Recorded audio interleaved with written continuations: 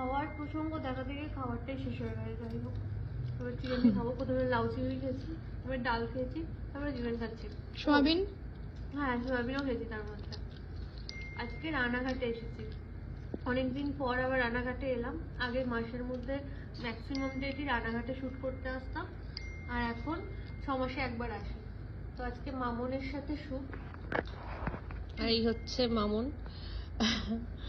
অনেকদিন ধরে কথা বলার পর ফাইনালি আজকে আমাদের একসঙ্গে কাজ হচ্ছে। আর লুকটা কি হচ্ছে সেটা দেখাবো একটু পর।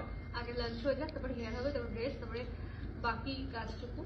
আর কাকিমা এসেছে বাড়ি থেকে রান্না টান্না করে, আমার উপরে মারাত্মক রাগ করেছে। আর কোথায় কোথায় ঘুরে ঘুরে বেরিয়েছে। হ্যাঁ, যেখানে মানে স্টেশন থেকে এইটুকু ডিউরেশন 10 মিনিটের মধ্যে চলে আসার কথা, 10 মিনিটও লাগে না। ওই 6-7 মিনিট মতো টোটোতে, সেখানে উনি 8 ঘন্টা 40 মিনিট ধরে এলেন। এত সাদা মাঠ আজ টোটোওয়ালা ঘুরিয়েছে।